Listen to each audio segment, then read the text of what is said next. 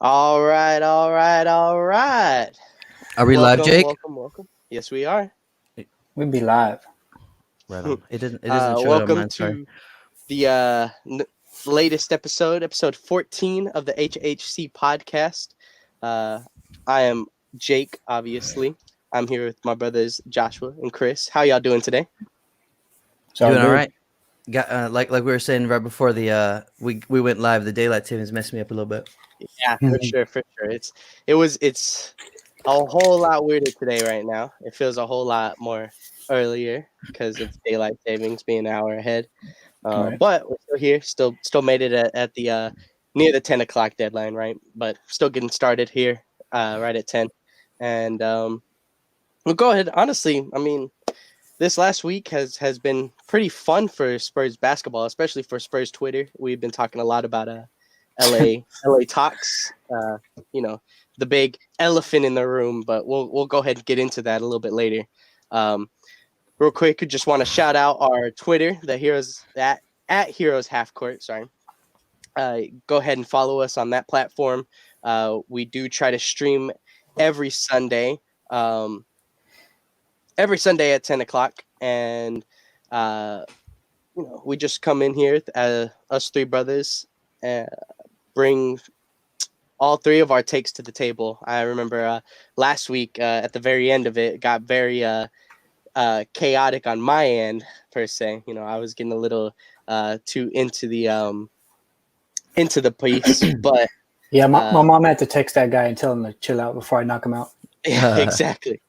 So Yeah, I enjoy that though because we've been doing this now for like this is our 14th episode, and so we're still trying to we're still figuring out like how some of those long-winded talks that we have in general anyway are kind of can start to make their way through and come through the show. So it's good when I enjoy them. That's all I'll say. Yeah, and it all is in good faith. We're all just talking on the prosperity of the Spurs. So I mean, it's not like we come in here and I'm the one that says like, oh, the Spurs need to be garbage for the rest of our lives because they just need to be garbage. No, we're all talking because we want the Spurs to be great.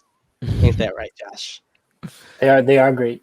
You want them to be great, and I know they are. But we'll go ahead and get into the weekly thoughts then, because this last week, honestly, for me, some of it was impressive, but a lot of it was very not impressive for me. So let's go ahead and get into the weekly thoughts.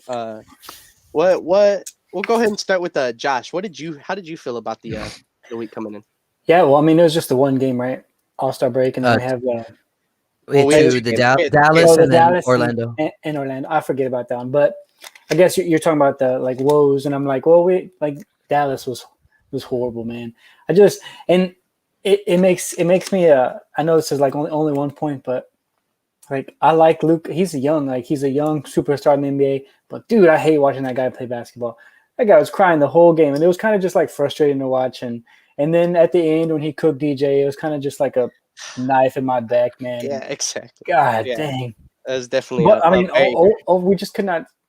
And actually, as I was watching that game, we talked about it last week. I was like, hey, we did not have that young guy, that athletic center, and we saw Willie Cauley-Stein of all people. They were getting to the paint, and that guy was right there for those little lobs, for everything. Like he was going off on us, like at the very beginning of the game. Even if he didn't score, he was just always like in the way. He was always there. He was always like, and again, I wish, which we're going to talk about, I guess, in a little bit with the LaMarcus, news that broke as well. But man, it was just good for them to have his presence there. Just a lob presence that I wish that we had. But we just had a tough go in Dallas, and right, it was in Dallas, right? It was at home. It was in Dallas. It was in Dallas. Okay, so that was a hard L to take, especially Chris. You always talked about the season series. That would have been a good one to.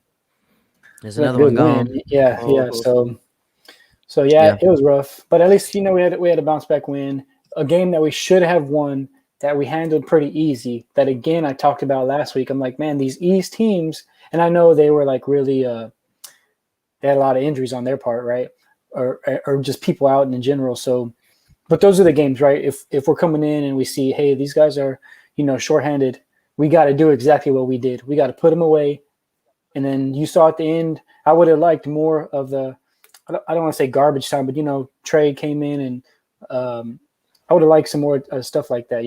Maybe a whole quarter. That would have been nice. But overall, it wasn't a bad week. But one and one going into the East. Today we start today, so we're gonna see where it takes us. Yeah, I definitely see where you're coming from on that end. For me personally, the only thing that I kind of want to point out is literally just like, in terms of summing up the Dallas game for me, it was just us not being able to be on those boards, and they just outplayed us, So I kind of just took that loss at face value, and I mean they just outplayed us in that sense. I know me and you, Josh, had been talking about how our losses this season so far have always looked like it was us shooting ourselves in the foot. Mm-hmm. But that Dallas game definitely looked more like, even though because we didn't have a necessarily bad game, it wasn't a good game. It wasn't a good game, but it wasn't a bad game. It was still a game that like they just outplayed us. Like we literally just got beat because their team was just on it and our team wasn't, in that sense. Yeah. But it's a little frustrating though when the like you're saying the hustle was there on their side. When you see the disparity between like one or two specific stats, that's when it is a little disheartening though, because it's like, yo, you're getting your ass kicked on this end of the floor. Are we going to try to put up a fight? You know what I mean? It's like that part got to me a little bit. Yeah, and it's kind of like I hate to say things like this, right, about the GOAT, right, but when we're getting out rebounded, and you saw that lineup, and I tweeted about this, right? Like we were getting killed on the glass, and look at and we talked about shooting ourselves in the foot, like, and maybe it wasn't the players on this side because Pop had a garbage lineup out there, and that's I mean that in a sense we're shooting ourselves in the foot, playing with that lineup out there, like there's no way I ever want. I don't care how much of a pest Patty is, like you don't throw him on Luka because he blew by him all the time. It was ridiculous. It's definitely something that like scratch your head, man. I only accepted it because whenever he was guarding Steph, because Steph couldn't back him down. Yeah, Steph couldn't use his size to beat Patty. He had to so Patty's speed and being able to kind of just like you said, be that pest on someone like Steph, who's a 6'3" guard and can't back him down because of his size. I was more okay with it, and we tried doing the same thing, but Luka obviously, literally, like the second those matchups were there, Luka took him to the post, took him to the paint, and even if he didn't post up, he literally found an outlet or whatever. And okay, so obviously, when you have a ball handler like that, pressure's on us anyways, the defense. But like when you throw Patty on him, now you're relying on your rotations to be extra crisp and to be extra, you know what I mean? And they definitely were not against Dallas. So that, it's like you're setting yourselves up to get hit pretty bad if you're not tight. And so like some of my like weekly thoughts, I share what you guys are saying. I was pretty bummed that after the Dallas matchup. It's hard to like find that balance because it's like, okay, first game back from the All-Star, we still have a lot of games ahead of us. We're still barely getting a lot of our guys back. You know what I mean? Like there's still a lot that we've yet to like settle on solid ground with our roster and our minutes and all that kind of stuff. So like you try not to be too hard on them, but then again, like you were saying, Jake, like we got outplayed in that game, we got out hustled in that game, and my biggest man, what I was just like a little salty, because the LA stuff happens right a little bit before the Dallas game, right? Pop comes out during the pregame interviews, and like that's where he just kind of says it. And okay, so in my head, we now have to like mentally shift over, right? It's like when Kawhi was in and out all the time, and Ginobili was the voice of reason. It said we have to prepare like Kawhi Leonard is not going to be on our team. You know what I mean? So like same kind of thing. That's where my head was at. Okay, LA's not with us. Like, what does that mean for a guy like Jakob Poeltl? And so to see Jakob go out there as like the de facto center, he's our anchor, and he kind of just got bullied around like all game and never found any footing. Like that made me I was like, damn, man, like I wanted to see more, even if it's like one of those games where he has like 4 fouls and he's in foul trouble because he's really trying to be aggressive like that. I would rather see that than to see him get shoved around like that. So there was like one board that he got in the early moments of the Orlando game that just had so much more vigor and so much more intent. Him going up with the, like sometimes he'll go up and he'll grab the ball and he's like so strong here.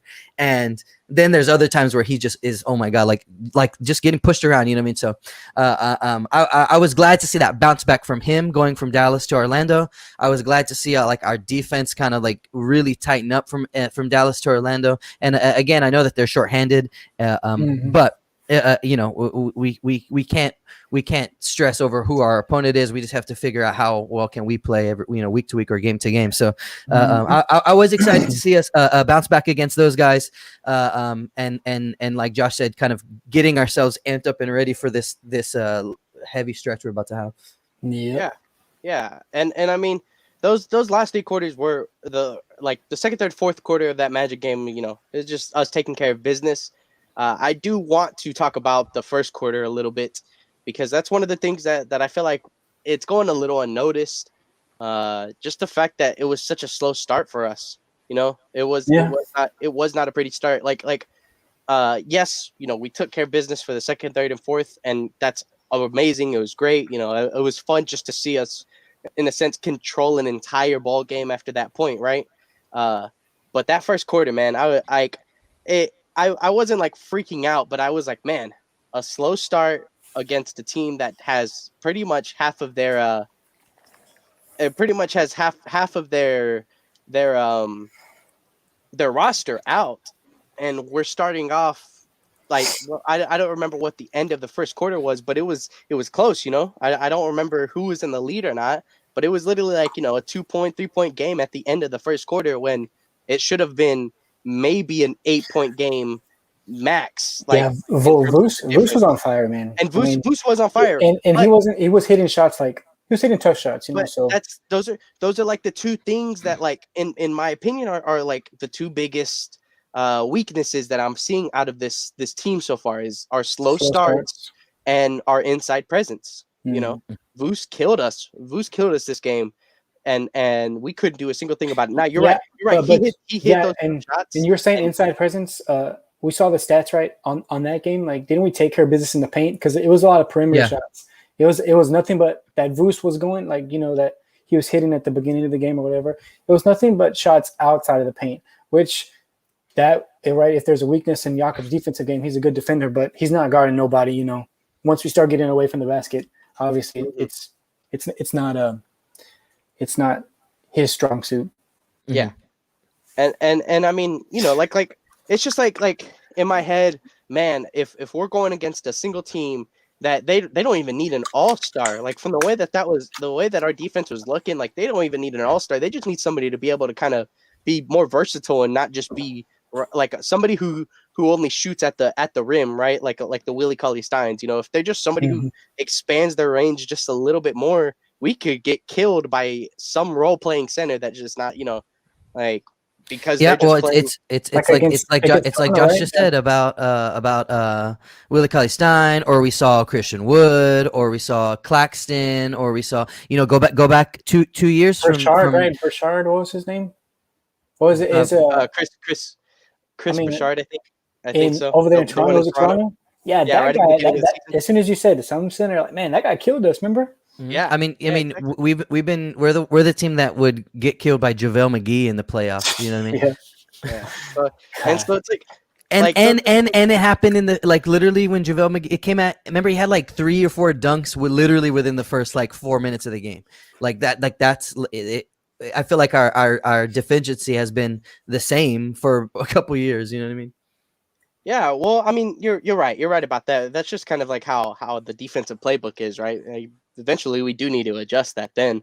But even then, going into the next thing of just the slow starts, there are teams that are going to completely wipe us if we don't start off.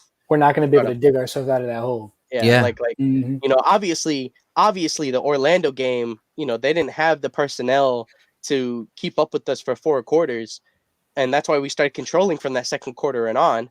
But we go against even like, and I'm just kind of thinking teams like Golden State, because that kind of comes to my mind in terms of just like a team that can go on a hot spark, like come in guns blazing, and then just control the game for the rest of the control it for the rest of the game and not be able to let us get out, right? Because that's Steph, that's Steph.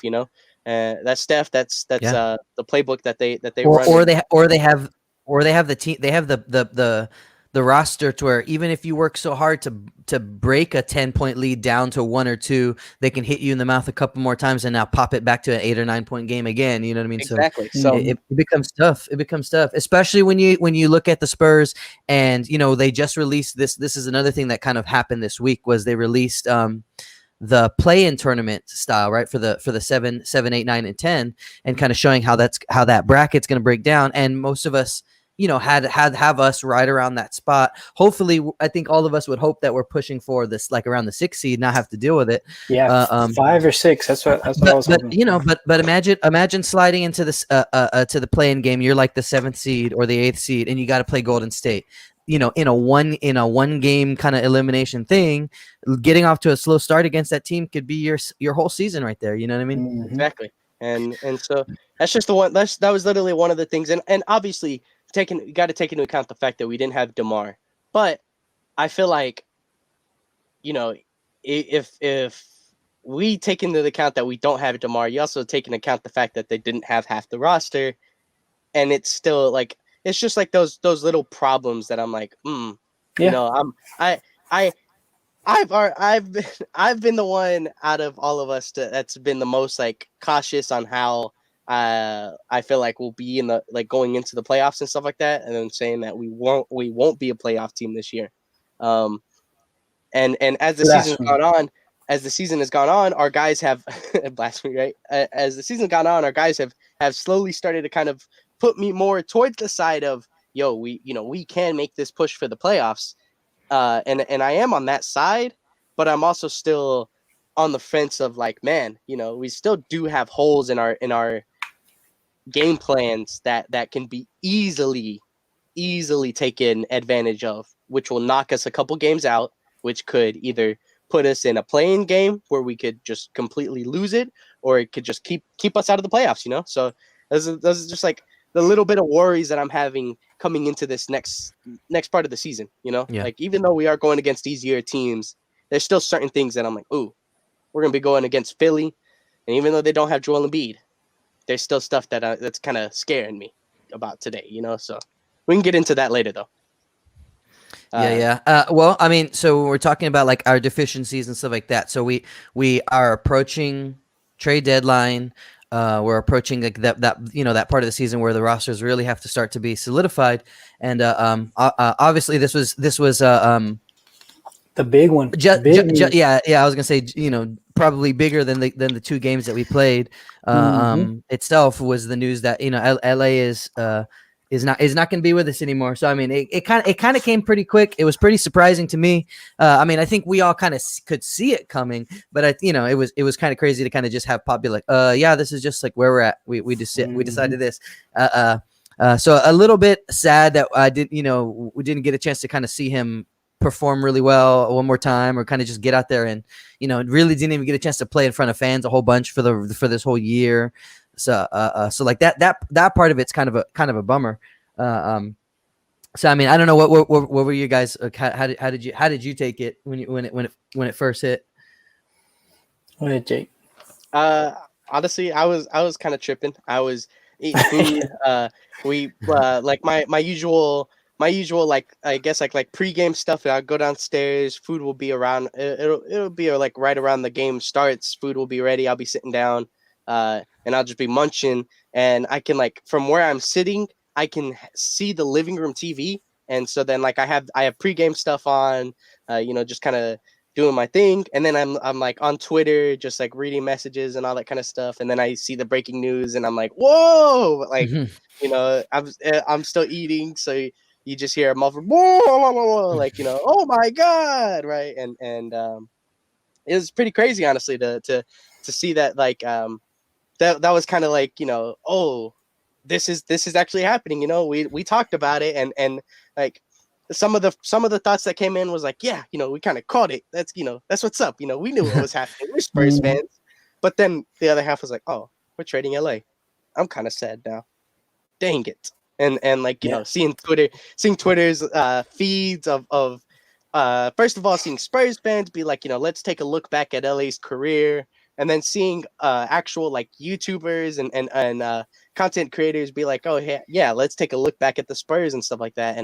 And some of it I'm like, some of it they're talking about like, you know, how sad it was for his his time in San Antonio, and some of it is like, you know, oh yeah, he was good. And I was like, yeah, he was good. You know, don't say that it was sad, but it really was like, when you look back at it, it really was kind of like just unfortunate after unfortunate events. It You was know, unfortunate that old number 2 did us like that, because I do believe that if those guys stuck together, possibly right at 17, and then like who knows, with Kawhi just got better. You know what I mean? And Yeah. I think him and LA in their time together in San Antonio, like if he stayed and we had our team, we would have won. You know, won at least one. Yeah, and that I think that's like the biggest. Not to make it about Kawhi, because you know we don't have to talk about him. But it is a little bit frustrating, because you know you can imagine when a guy like LA is making his decision to come to San Antonio, that it's like you can imagine that they talked about like the history and Tim Duncan and Tony and Manu, but you can probably imagine that they focused on what's happening after, right? Yeah, And saying it was 15, right? I It was mean, 15.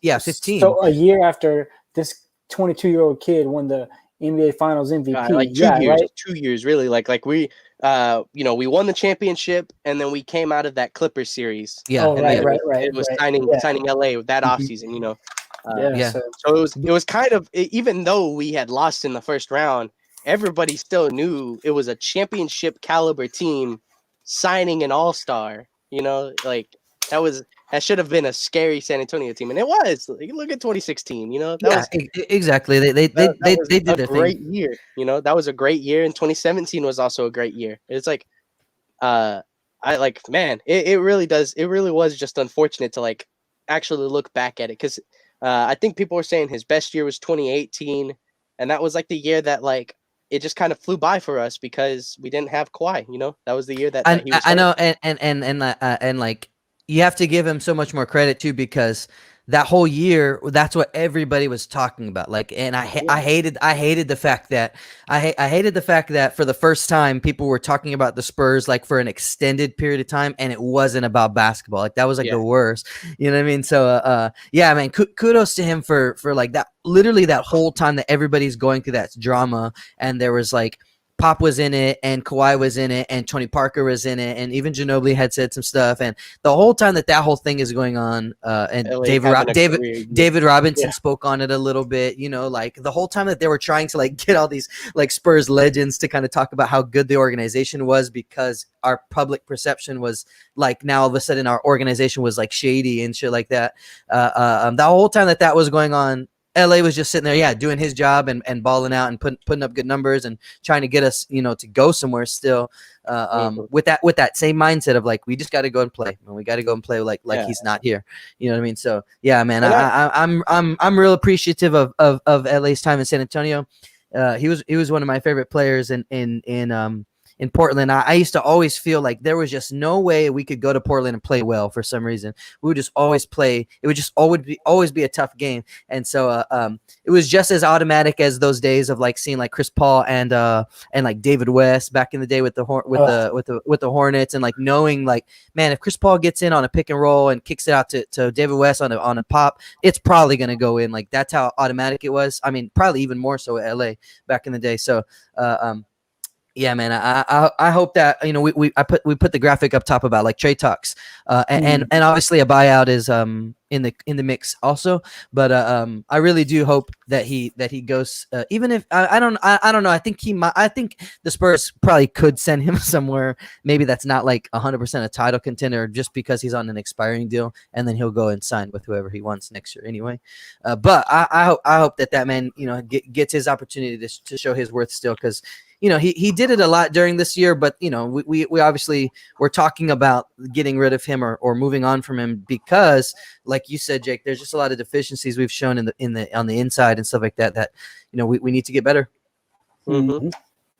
Yeah, and I mean, I wouldn't be upset with the buyout. I've been talking to like my dad and stuff like that. Our dad, just about like what would happen if we did just buy him out, like how that works for the team. And even though like we know LA can still contribute to a team, it's still more of a positive for him just to not be getting those rotational minutes when we have our young guys. And even then, like, frustrating as it is, these last 2 games, like Luka hasn't really got minutes, even Trey didn't really get minutes either. I feel like the only reason why Trey started, right? He started, and then I feel like the only sat reason for he a was in the while. rotation was because DeMar was out. DeMar was out for personal reasons. You put DeMar back in the lineup, and Trey's out of the lineup, and that puts Trey Luka down in further the down. depth chart and puts Luka even further down. So it's like, all right, even though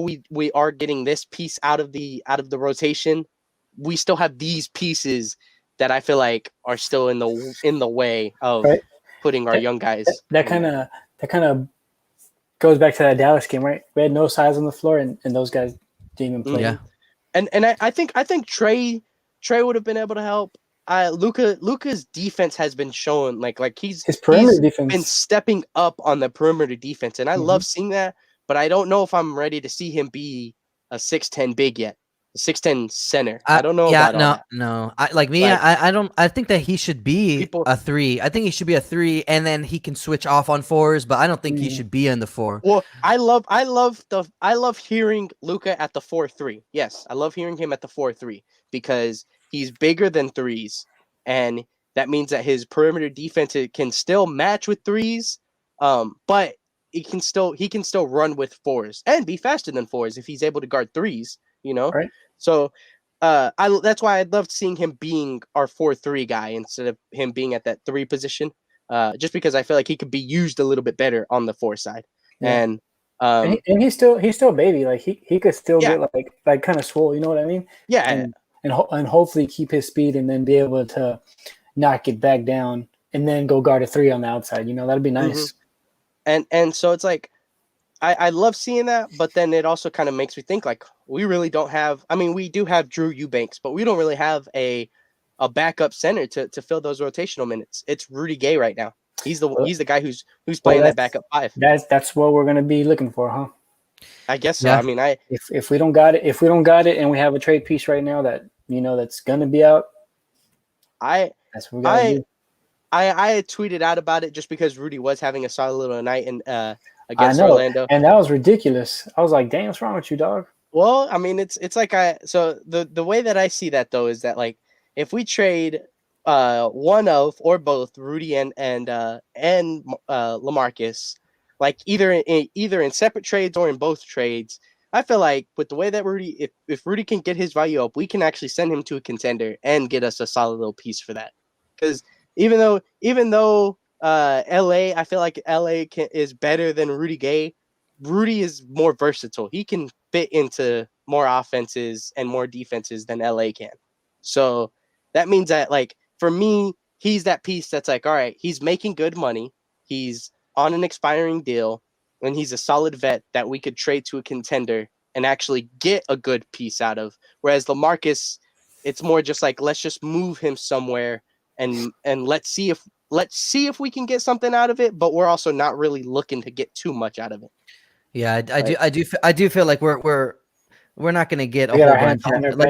I think Spurs fans are gonna feel a little bit some kind of way about what ends up being the haul for LA, just because it's not gonna be a whole bunch. Exactly. And I think that's because of the name, right? You just hear LaMarcus Aldridge, you feel like, oh, we're gonna get a good haul. But I mean, he's on the decline. He's 35 years old, right? Yeah, like, and it's about him being phased out, right, of today's game. Well, I mean, if we're talking about it, other teams are talking about it. You know what I mean? Yeah, and on top of that, we waited so long. It's already to the point where, again, like in the negotiating process, nobody's going to be willing to give us a whole bunch because they know that, well, if we don't, than the likelihood of you guys just buying him out and us still having a shot to get him later. You know what I mean? Like, so we don't have a lot of bargaining. We don't have a lot of leverage in terms of like trying to get a lot of picks, or not picks. Sorry, just something in general. The only leverage that we do have is the fact that like we could just be telling teams that, yo, we could buy him out and he could not go to your team. You know what I mean? Like that's why like a team like Miami is trying rumored, right? Like that's why a team like Miami is rumored to be like one of the front runners, because they know that they need not like they know that they're not going to be his number one destination. You know what I mean? Like he's going to run down the list of the LA's, Brooklyn, this team, then Miami. You know what I mean? He's not going to be like, oh yeah, I'd love to go to Miami if I get bought out. It's like, no, he knows what teams like he could contribute to and would make the team better, or even like, if they don't play him, whatever, like he's sitting on that bench and is taking his time to just go get a ring. You know what I mean? So it's like that's like the little leverage that we have, but that's why you don't see the Lakers are trying to pull a trade for him right now. That's why you don't see the Clippers trying to pull a trade for him right now. What I think anywhere he goes, he wants to play. Like he's gonna want.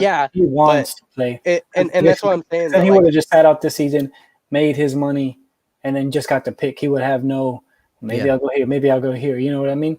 So I think he wants to play, and I would think he wants to play a lot, because we could have found a role for him on our bench. Like and I think that's where the whole like mutual agreement to split ways came from, is like, yo, like I don't want to. I've tried it a couple times, and even if some people think that he could have tried a little bit more, I think most of the Spurs fans are okay with like, okay, yeah, it didn't work, but they're just not. We're just running out of time with the trade deadline, and with we got a lot of games and they're going to start to mean stuff. It's like, do we really want to keep experimenting all year long with rotations? You know what I mean? Or we can just let it be known, make that mental shift. Okay, LA is not on the team anymore. Let's really start to move forward with this direction or whatever. So, and go ahead. Just another quick thing. I don't want to trade LA and a young piece, or LA and a pick. Nope. I want to buy out a million times before. Like out of all the trades that I've seen, I do. Well, I do mind trading our picks. I don't want to see the first. I don't want to see the first rounds go.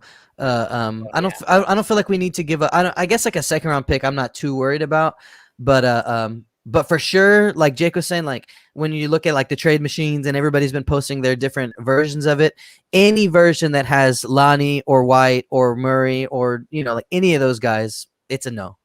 And that's like one of the reasons why I don't like. I saw those things that like rumored for the Magic for the trade, like to trade for Vooch. Oh, that was right. Like, that's cool. It's cool, but it's not gonna. It's like trading LaMarcus and Lonnie and a first round pick for Vucevic isn't going to make us a title contender. Mm-hmm. So I don't care about it.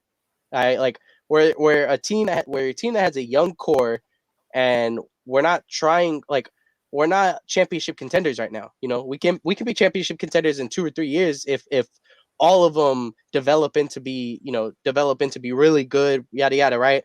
But right now, we're not championship contenders, and trading LA, Lonnie, and a first-round pick is not going to make us championship contenders. So, that's just out of the equation. You don't want to trade. It's counter from where we're going. One of the young piece in LA, it has to make us championship contenders.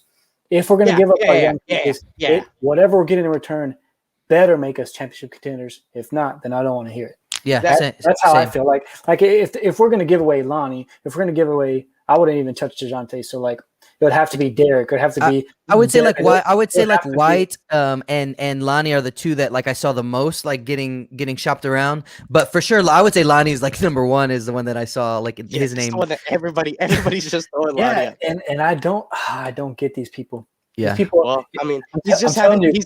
He's having an off year because of his position, and it's totally not even in the rotations. You see how good he plays, right? He plays good the whole game, and he doesn't see the floor in the fourth quarter the whole time. I feel like for whatever reason, and it could be what if it later on it's like, oh, the Spurs held this guy down, and who knows? I mean, I'm not saying that's what's happening, but like to play good the whole game, to have a great game, and then you don't see the floor, you don't see a minute in the fourth quarter, and we end up losing. Like it's kind of just like that. Those like Lonnie was having we shoot a ourselves in good the foot, game. and this is Yeah. exactly what I'm talking about. And you talk about guys, well, this guy he's not in rhythm, blah blah blah. Well, how are you gonna get in rhythm like when you have good games and then you're like you still don't play? Like what? You know what I mean? I get what you mean. I get what you mean there. Like that's definitely like it's not like I am watching the games. I'm not like I wasn't on Twitter saying yeah Patty should have totally been out there instead of Lonnie who was having a good game. In certain cases like I remember somebody was having like a decent game against Golden State, but we had Patty out there. It might have been DeJounte. DeJounte is just been consistent all year, but like DeJounte was having like a solid little game, and he's had like the little hot hand. But we came into the next quarter, and Patty was guarding Steph, and I'm like, why isn't DeJounte out there? But it actually kind of worked out for a little bit, gave DeJounte some rest, and we were able to kind of push through a little bit, even if we didn't get the win or whatever. Mm-hmm. But it was still like like in certain cases, I understand what they're trying to do, but obviously Lonnie was having a good game, like a good game for the entire first 3 quarters. And then we obviously saw that the Patty on Luka stuff wasn't working. Yeah, and I think even Sean Elliott said, right, that he's probably your third best perimeter defender, right, behind DeJounte and Derek. And then you go with Patty guarding him. You know what I mean? Yeah. After he's having like a nice offensive game, mm-hmm. like he's having a good game offensively, and he could help you on the defensive end of the floor.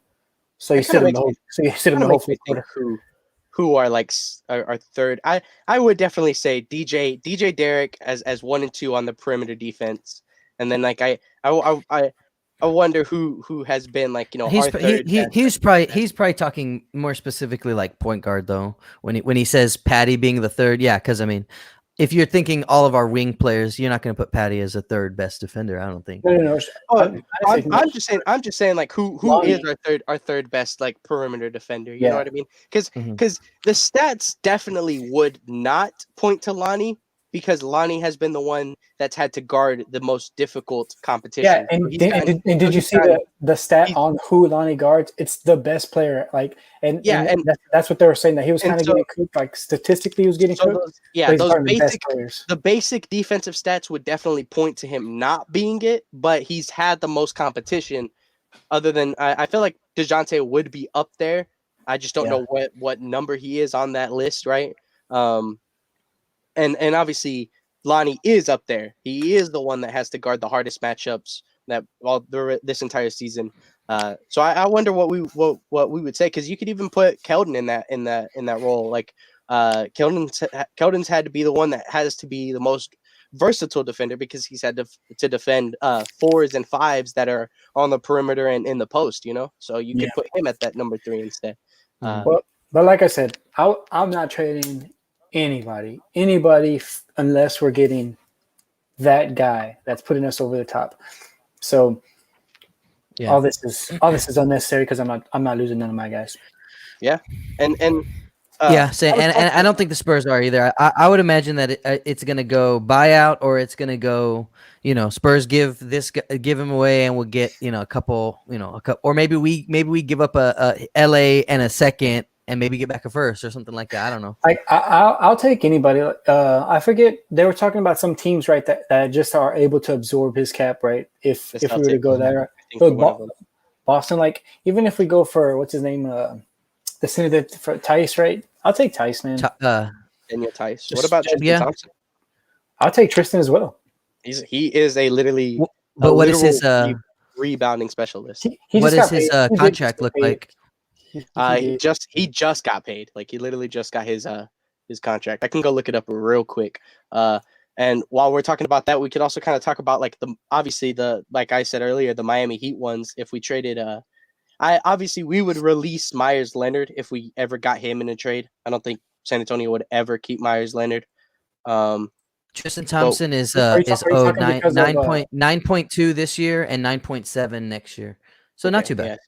Yeah, and there's definitely one of the things that kept on my mind is I wouldn't really want to trade LaMarcus for a contract that's going to be longer. I'd say 3 years is the max, and it depends on the player when it comes to 3 years. Yeah, it would Because have I it don't would have really to be wanna somebody that you could see being a role player. You know what I mean? Giving Yeah. you some good minutes or whatever.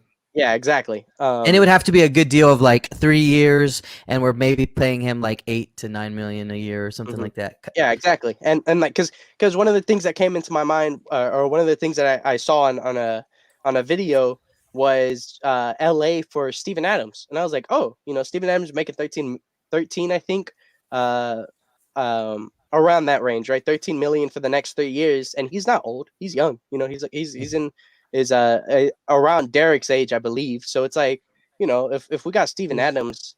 I feel like that works for both the Pelicans and and us, because we're giving them somebody who can space with Zion, and we're getting somebody who can just be in the paint for us. Um, he literally just kind of goes back to what he did in OKC. Yeah, And and Steven Adams, man, he sets like the best screens, right? You just think about the pick and roll with DeJounte and Steven, and not have to worry about getting foul calls all the time the way Yak be doing his little legs or whatever he be doing, No, man. no, they honestly though, man, they do him real dirty. I was watching I went back and rewatched the second quarter from the Orlando game because I didn't get a chance to see like us come back against them. So I went back to watch that, and it was the Orlando people, and he got like a screen called and a foul on him, and the guy was like his feet a little too wide there. They got to be in at shoulder length, and I was like, who the hell? Like, are they like? If you look at how many people set screens, they set up this wide base. Like that's the whole point. I think it's just like, I don't know, man. I wouldn't be surprised if it's on the scouting report now too, of people saying like, run at Jakob at this angle, and it's been shown over the course of 30 games that you might get an offensive foul call on him if because I hated watching like Dort. Every time Dort touches Jakob, he's throwing his head around and stuff like that. So like I think teams are starting to take advantage of it, to be honest, which kind of sucks, because the only reason that's like a thing that is happening is because of I mean, I guess maybe the way that Yak is setting the screens, but really it's like if the refs start to do it more than a couple of times, it starts to become a thing, and it's a shame, because I feel like most of the time it's like, yo, man, come on. Like it's because he extends that dumb knee out, man. It gets on my And you know nerves. what? Yeah, but it's because the guy's legs are 4 feet tall, 5 feet tall. Like you can't judge. Like you have to take into account like the way that these people's bodies are made. If you're a ref, like you can't be like, hey man, your leg's sticking out. It's like, no shit. It's as tall as the guy that just ran around me. He does stick him out, and that's the thing you just said. That the announcer said it, and I'm like, that's exactly what I say. I'm like, Jakob, stand straight. Like you don't need to be like that. Like just stand son. You look at those replays, and you'll literally see when Jakob kind of goes from like straight to like he literally bends it just a little bit, and it's literally enough to where and you're right. So they call the foul on Jakob, and then Eubanks went in there, and Eubanks set the screen,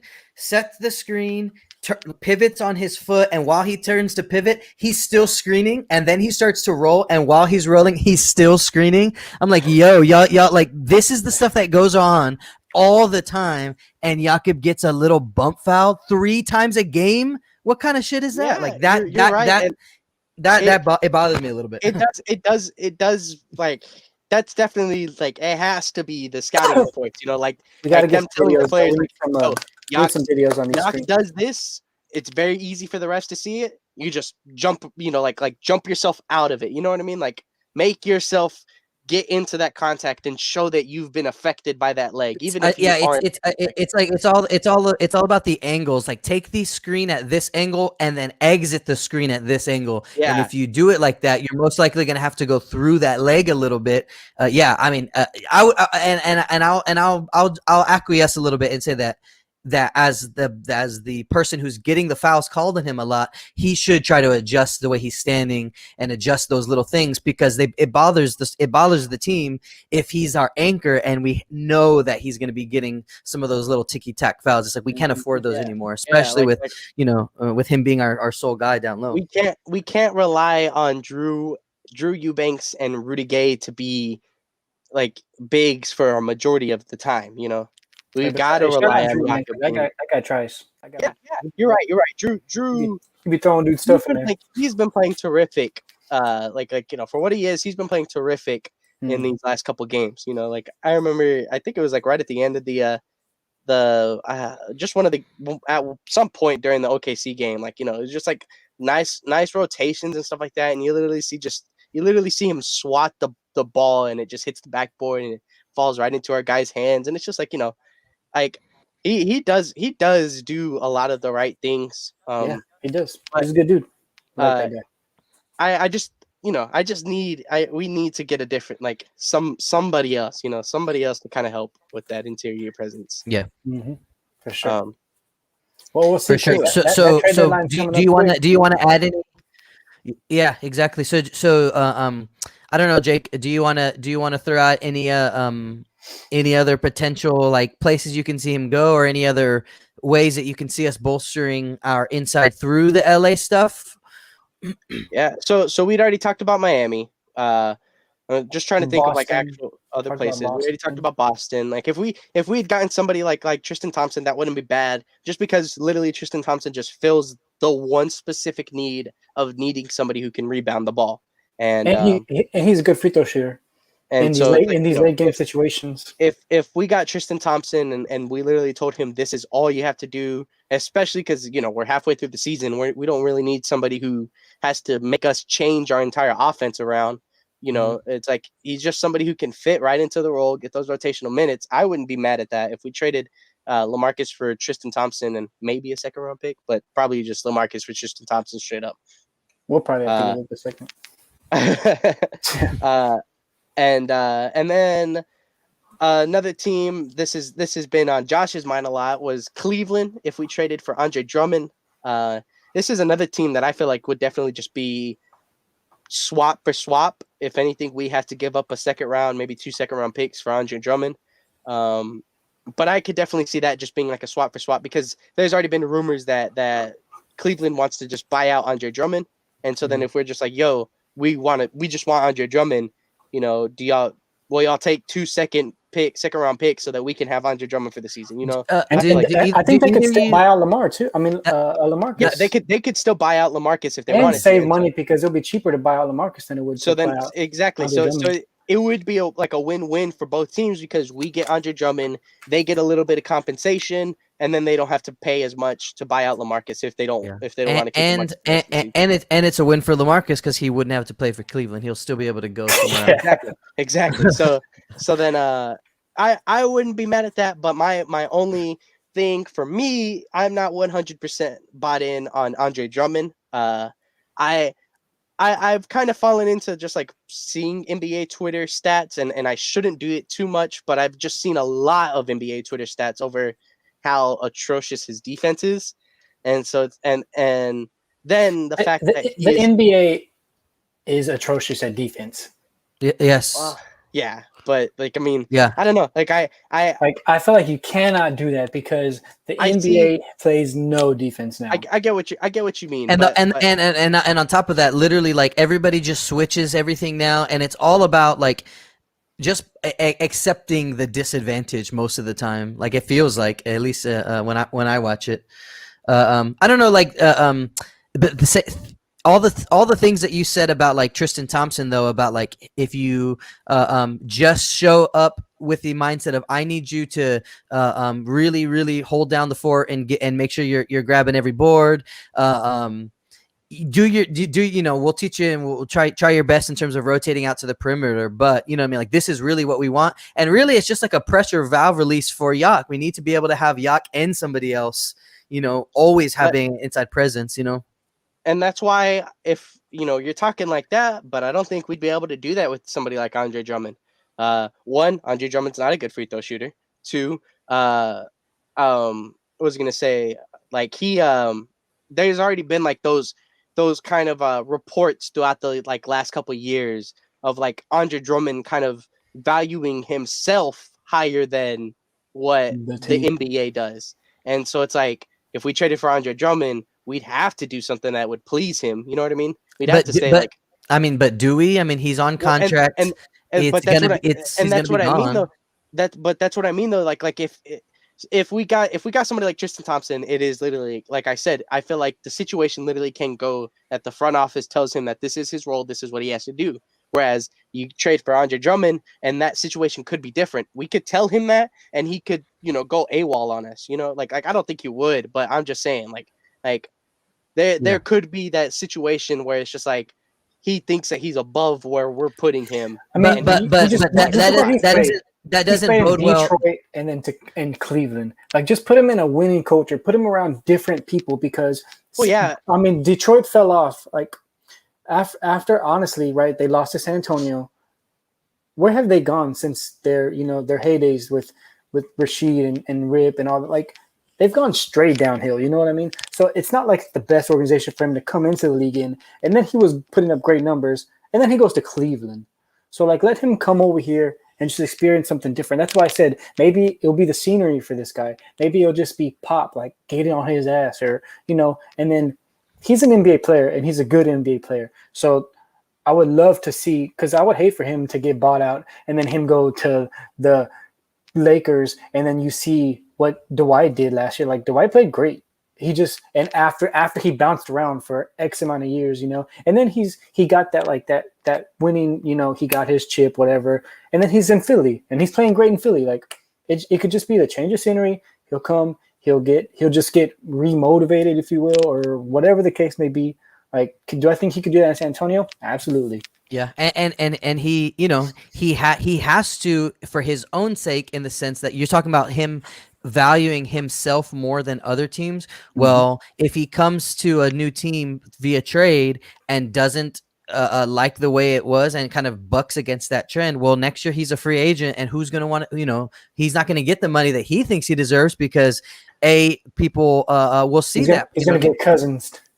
Yeah, exactly. Well, and some of Cousins' problems are his own. Some of them are injuries, and some of them are the fact that his position is just changing. And Drummond falls into that position too. Like centers need to be good. They need to be team players a little bit because they are hot commodities, but at the same time, like it's I don't know, if centers are weird because it's like it's phasing out, but they're still so important. You know what I mean?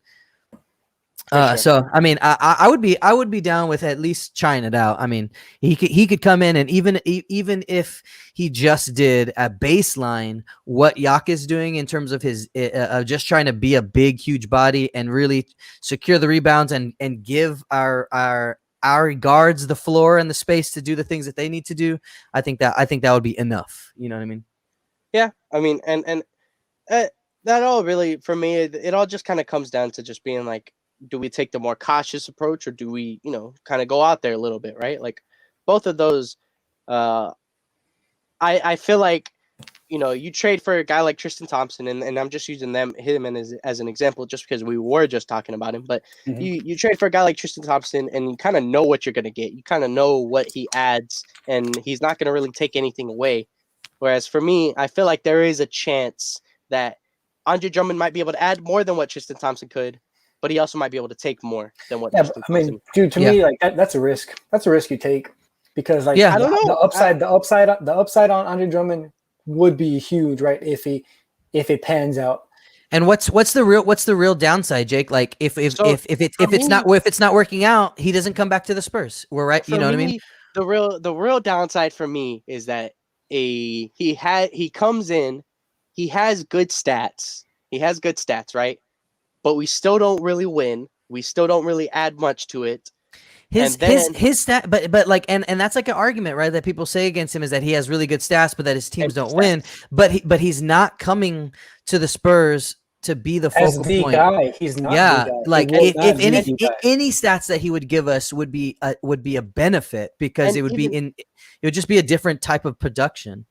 Even then, like.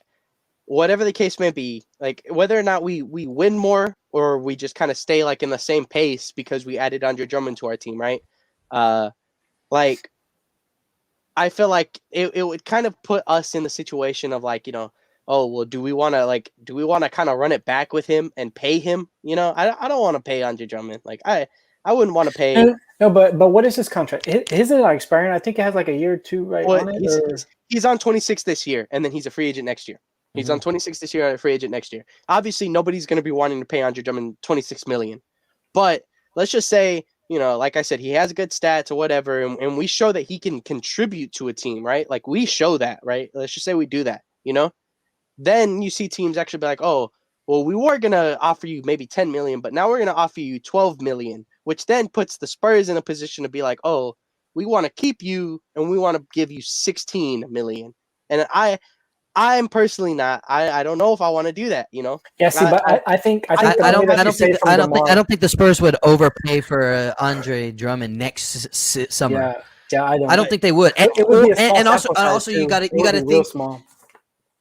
Yeah, and also you got to think, Jake. Like you got to think like the Spurs have money to play with. So, and we've talked, and not we, but like people have talked about how the Spurs do have money to maybe overpay somebody. 40 plus, but I don't $40 think Drummond is that guy. If anything, you tell Drummond, look, if you take this number from us, this is who we're trying to get, and now you pair you with our young guards with that guy, and let's see how that works. I think that if Drummond, I should say, I think that the Spurs would play that negotiation process perfectly. I would trust them 100% with how they would deal with a possible re-signing of Drummond if we were to get him for the rest of this year. I wouldn't be too afraid of it.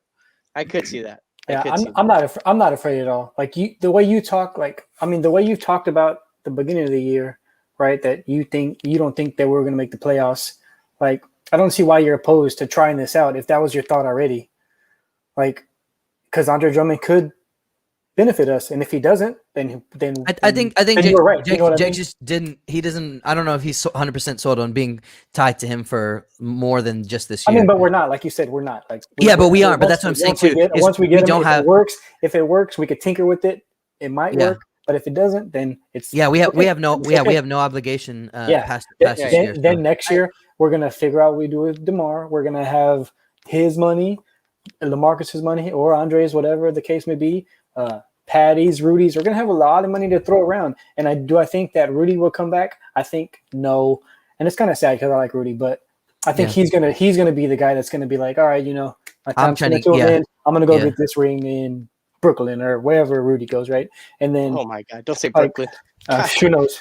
Make me I had to hate that team next year. But DeMar, like I would love to have that guy back. What he's done with the young guys, like so that'll be a little bit of money there. But then we're gonna have a lot of money to throw around for us to sign Giannis. He already signed that extension, bro. Well, I'll trade whatever. Right. I guess so. I'm still on the skeptical side, but y'all made me interested. Y'all made me interested. I'm not gonna lie, Jake. I would be down with Tristan Thompson as well. I think that's a decent swap. Yeah, and it fits a little bit more. It's easier to picture because you also know that like LA would want to go to a team where he can compete to try to win, and Boston's in a pretty good spot with their young guys as well. So it would be good from a professionalism standpoint and to show our appreciation to his contributions to us to be able to send him to somewhere that is doing well. I think I saw a trade, and it was I forget who it was. And it sucks. I should have screenshotted all these trades that I've seen, but it was for Tristan Thompson and Kimba. But I know it was LaMarcus and one of our young people. I don't want Kimba. We don't need that. I love Kimba, but I don't want Kimba. I also will say this because I have to, in the sense of just like expressing who I like in the league and stuff like that. But I wouldn't be mad trading LA and like a pick for Miles Turner. We'd have to give more than just like Marcus and a pick. There goes our young piece. But that would be the only trade that I wouldn't be opposed to giving more for, because Miles Turner would help us, and then he can still develop with our young core. Like he still builds with. How much is that guy getting paid? Like around less than 20 million, more than 12. Less than 20, more than 12. I can tell you that. Who are you talking about again? Miles Turner. Miles Turner, the Indiana Pacers, right? Like that guy, he's literally the defensively. He'll be great defensively. I'd love to get that guy. Miles Turner is making 17.5 for the next 3 years. Exactly. That's kind of a steal for Miles. That is such a bargain. That's kind of like one of those Derek deals where you're like, hell yeah, we got you at a bargain. That is such a bargain, and I would try to trade for him in a heartbeat. I was so sad. And assuming he plays really well, he'll be unrestricted in 2023. He'll only be 27. Exactly. In 2023. Yeah. In 20 at the end of that year, exactly. He's only 24 right now. He fits the timeline so well with us that I wouldn't mind giving up a little extra for him, depending on what the trade is, obviously. But we'll throw your fandom in the trade, and you could go be on the Marcus head in. I'd be so happy if we traded for Miles Turner. That's the one guy that no matter what, if I see any type of Spurs trade talks, I'll always be like, yo, what do we do to try and get Miles Turner? He's a center. He's played with Pop a couple times, right? Like with the USA team. Oh, I think so. Yeah, I think so. Yeah, that's cool. And that's why I was so upset when we didn't take advantage of last year. He had such a down year last year because him and Sabonis just didn't work out. That we should have just made that trade in the offseason. We should have just pulled the trigger and traded LaMarcus and a lot of your protected pick for Miles Turner because that's how low his value was at the time. So it's I would have loved that. I would have loved making that trade. Now it's I have to give LaMarcus, a young player, a first round, 2 seconds. Hey, so I just opened my phone and I was looking at trades because we're talking about it. So Jeff G just tweeted out, right? That LA gets traded too. Yeah, that Miami reportedly has a deal that includes Myers Leonard, right? And then it just says that they have offered a Spurs package which includes forward Myers Leonard and more. Yeah. Well, yeah, because kind of like you guys said, I think Myers Leonard would be a buyout from us. Well, they would have to give us more because Myers Leonard's not making the 19, so they would have to make the contracts work. But it would probably be Olynyk. Yeah, Olynyk or Iggy. And it is saying that also in his article here that it's saying that the Boston Celtics are very interested. Let's go. In trading for Aldridge. That's exactly who we're talking about right now. So who knows, man? It's I'm good at these things. It's I know what we need and people that are interested. No, I just look at Twitter and I'm okay, I'll talk about that. So all right, Jake. Well, we'll see. Yeah, I just saw it right now to the tweet that you're talking about. All right, Jake. Well, I have a hard out at 12. So let's go ahead and shift gears over to previewing for this week because we got 5 games. Yep. And 5 games and Detroit will be fun. Philly will be fun. Milwaukee will be fun. We were just kind of talking a little bit about Cleveland. We didn't really talk about the Bulls because the likelihood of it is pretty small. But I did like seeing the trade talks that incled Markkanen and stuff like that. Yeah, but we'd have to give up more for that. For sure. I was reading you read the trade machines and when they put the Spurs on the right side, you're reading, you're okay. And then you look to the other side, you're never mind, no. As soon as you see Lonnie on the bottom or something, you're no, never mind. Exactly. Damn, that one looked good too until the end. Had us in the first half. But yeah, let's start talking about these games we have for this week. All right, so this first game, which is today at 5:30. 5:30. Yeah, so it's gonna be an early game. But it's gonna be going against Philly, right? And obviously they have Joel Embiid, they have Ben Simmons, but we go to the IR list and we know that Joel Embiid will be out tonight because his last game he came in, he came down a little hard, got a little injury, right? So he won't be playing. I think it was a bone bruise. Thank God that it wasn't bad because whenever he came down, you saw his knee buckle. You always right. You get nervous, you get scared and stuff like that. Especially for a guy like Joel Embiid, who obviously thankfully these last couple seasons haven't been too bad for him. But the first beginning part of his career was literally full of injuries. So it's just hope for the best, really, right? And then Ben, who is probably going to be game decision whether or not he'll be playing. Honestly, I'd want to talk is as if he is going to be in it, just because, Same. like, I mean, it just makes him worse if he's not. And even then, the outcome for me is a little scary either way, because of this guy right here, Tony Bradley. And if I can scroll down, he's no longer D12, but he's D39, right? Dwight Howard, right? And even though, like, their seasons overall haven't been crazy, they've been putting up solid role player numbers. I want to, like, point this out, that they played against a team like Chicago, who has a solid defensive center in Wendell Carter Jr., but he's more of a team defender and not a one-on-one defender. One-on-one. And you see Avery Bradley put 14 and 5, and Dwight Howard put 18 and 12 on Chicago. And that's not necessarily like obviously, like I said, they have a good team defense, but he doesn't have good one-on-one defense. And that kind of makes me think, like, Yak is cool one-on-one, but I don't know. Like, I mean, if I think this That's a good shooting night too. 7 for 7 and 8 for 12. So Yeah. they were either they were just really hot, or they were finding their spots really easily, or you know what I mean. Yeah, and obviously, like, I didn't watch this game personally, but I remember hearing about it. I had to take a look at it at least just to see what the box scores were, and seeing two role player centers on this Philly team, be able to put up these numbers against Wendell Carter, who's not a bad defender.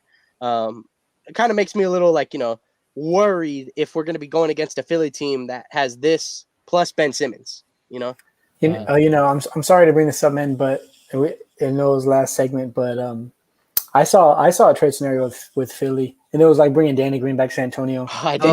Danny Green like Michael Scott, and I was like, I'll take it. I think I saw that too. Danny yeah, back. Get Danny back. That wouldn't be bad, I guess.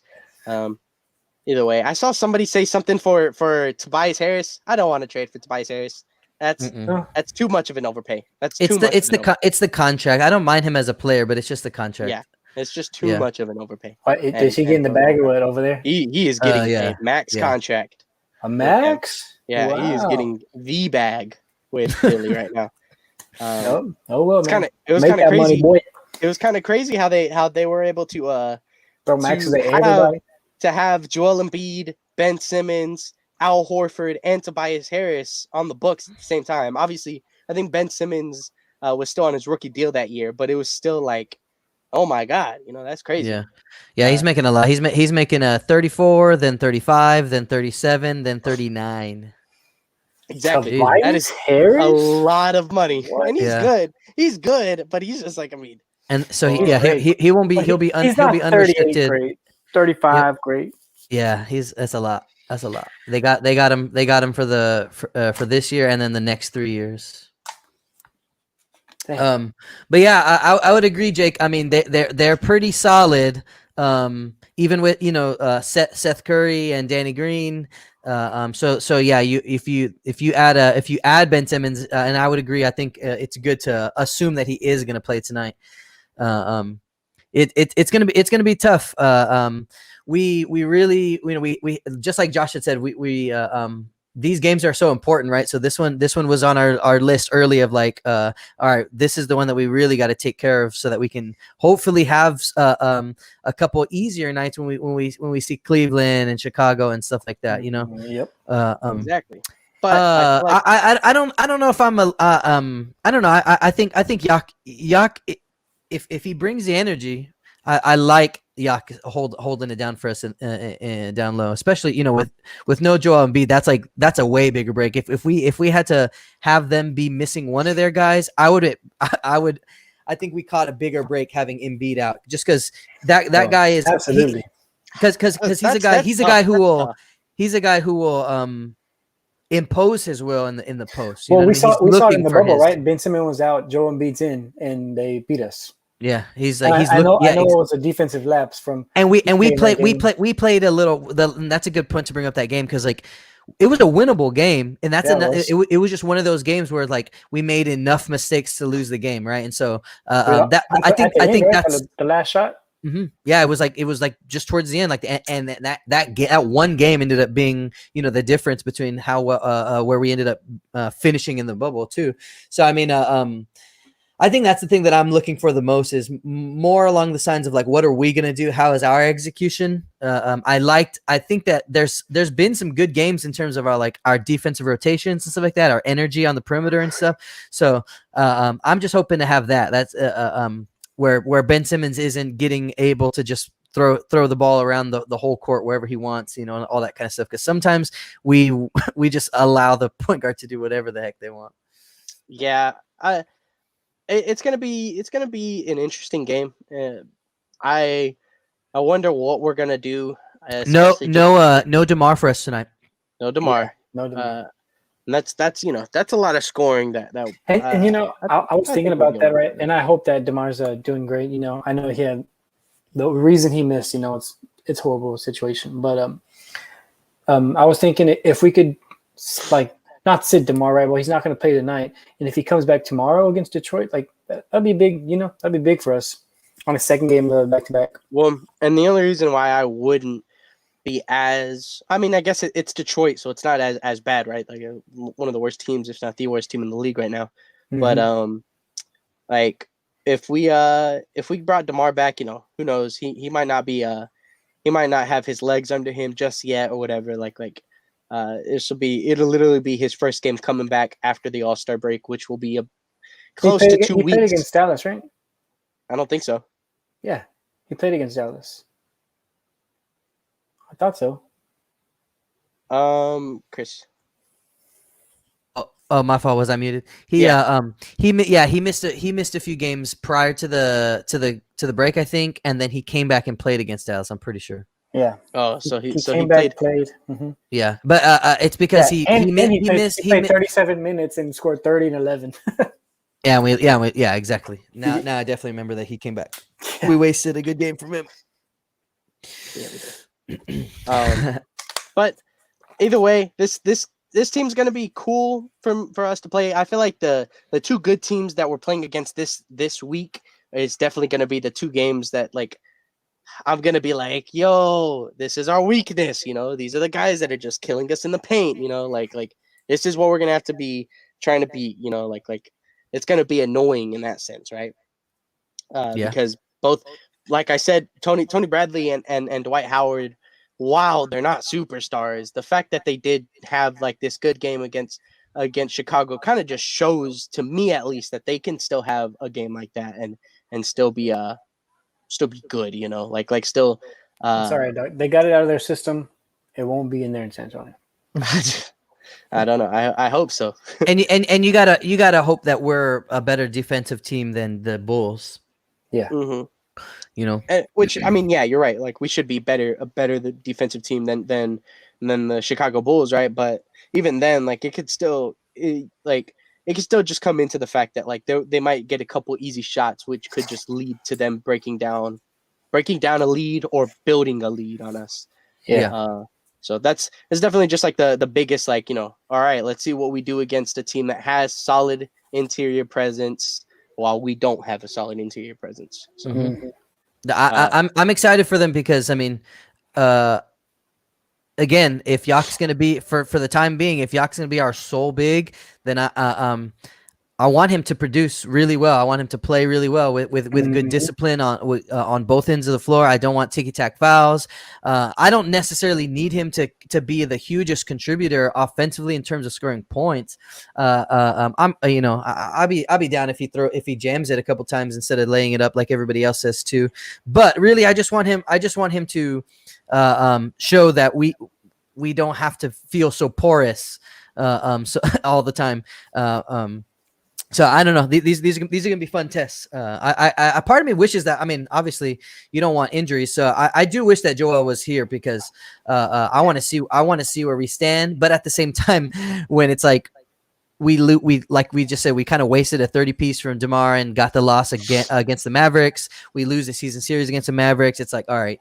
We need as many breaks as we can. Let's get these dubs real quick. Yeah, exactly. And then heading into the playoffs, we'll hopefully Yak can get some tough matchups. Speaking of the Mavericks, let me real quick. You guys can move on Yeah, or I'm gonna talk about something else. But I'm gonna go but while we have this 5-game stretch, their next 5-game stretch is pretty tough. They started yesterday with they played the Nuggets, but they got Nuggets. Then they have 2 games against the Clippers, and then 2 games against Portland. So it's like Clipper, and then Did they Blazer. lose last night? No, they beat the Nuggets. So they already started out 1-0, but they're in a tough. That's a tough 5-game stretch for them to go through. So if they if they take a couple L's and we take a couple W's, then hopefully that can kind of give a little bit more separation between that 7 and 8 spot. Oh, for sure. And I already told y'all what we're gonna do headed into the Milwaukee game. Talked about it last week. We're taking nothing but dubs all week. Yeah, go ahead and get real quick into this Pistons game. I mean, it's the Pistons. I can go ahead and go look at the East standings real quick. You can see that they're at the very bottom of the real quick, we'll cut this off. You can see that they're at the very bottom of the East at a solid is that 10 and 28? Yeah. See, Yeah. so At a solid, that's not solid, bro. It's a solid 10 and 28, man. What can I say? But so this is literally, we need to just come in, take care of business, and make sure that we don't get dropped by like a 40 piece from Jeremy Grant. This is exactly what I said, man. As long if the San Antonio Spurs play like we know they can play, we will take care of business on all these games. And again, I think I saw I forget what it said, 38 games left. I think that's what they said, with 38 games our second half of the season, and 22 of them were against the East. Mm-hmm. So, and we're 7-1 against the East. I feel I have like my confidence is so high right now going into all these games. Like against Detroit, do I think that we have the perimeter defense? If Jeremy Grant is there, like, number one, do I think between DJ and Keldon, well, Keldon would be at the 4 most likely, right? But between DJ, DeMar, like I would say Keldon and Derek, like, are they locking that guy down? Yeah, man. I think we're capable of locking that guy down, and we'll make somebody else beat us in all of these games, And I mean, that's literally like, I don't want nobody else to beat us. All this week, except for the Chicago game, all this week, I'm like, man, this is a game who's gonna go off? Yeah, like it's like, all right, honestly, we're gonna come in this Detroit game and somehow, some way, we're gonna see Mason Plumlee drop another triple-double this season, so it's like we're gonna see something like that, because we just can't do anything on the interior, right? But it'll be kind of funny to see us trade for Andre Drummond right before this Cavs game, right? But it's been kind of weird. Like, we were playing Atlanta right around the time that everybody was talking about John Collins. We were playing Orlando, and everybody's talking about Vucevic. It's like it's been kind of funny to see those things link up. Yeah. See, I'm telling you, and look who we're playing at the end of the week, and look who we're getting. Yeah, Josh, what are you gonna say whenever we're getting Drummond? Josh, what are you gonna say whenever Drummond drops like a 30 and 15 night and they still lose by 20? Who? Cleveland? The Cleveland? Yeah. Well, yeah. I mean, if he goes down there and cooks Jakob for 30 and 20, then I'm like, trade for that motherfucker right now. That's how. Yeah. Yeah. Same. So. Same. Okay, but what if? We go the entire game and you don't even think about Andre Drummond. You're not like, oh man, we should have stopped Andre Drummond. Like, well, I mean, just kind of gets his points, and you see 30 and 20. When you think about stats like that, right? I see that every time with DeMar. Like you just honestly, you straight up told me. Kawhi Leonard's the same way. What Jacob just straight up told me. I don't even think DeMar played against Dallas. He had 30 and 11. He didn't even know he played. Yeah. So if the whole game, I'm like, dang, Andre Drummond's not really doing much. And at the end of the night, he has 20 and 10. I'm like, well, dang, I guess he did. Like, then that's okay. That's why I don't like when you're the Twitter guy, man, and it's bugging me, dude. It bugs me.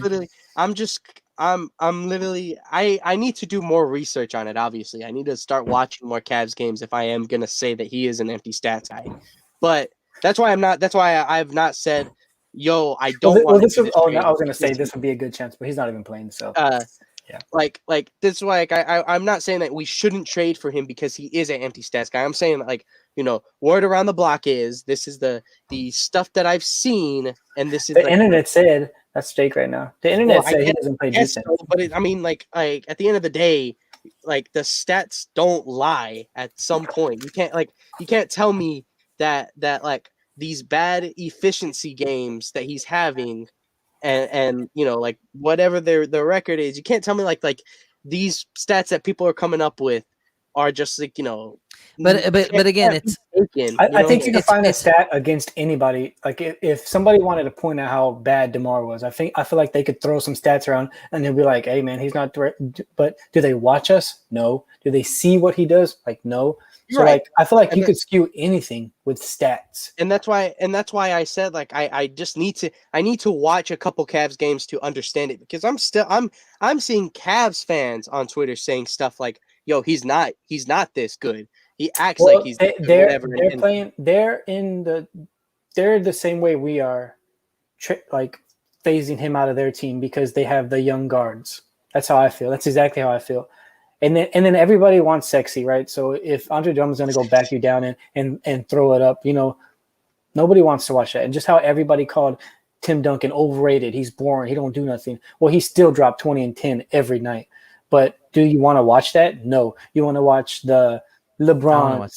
You know what I mean? Like, yeah, me as a person. You know what I'm saying? So when you have the Colin Sexton and you have the Garland, like, you know what I mean? Like the sex lands. Yeah, it's the same thing. It's the same thing as Spurs talking about LA's deficiencies and making fun of him jumping out at the 3-point line from the paint and all that kind of shit. You know what I mean? Yeah, I get what you mean. It's definitely going to be interesting to see what's coming up with trade deadlines. Yeah. Hey, and also, not the hugest news, but this week did happen with the Pistons picking up Diallo from OKC. Oh yeah, from OKC. Oh yeah, that'd be kind of fun to see him. Yeah, and Diallo was a good he was a good bright spot for me when I watched the two games that we played against them.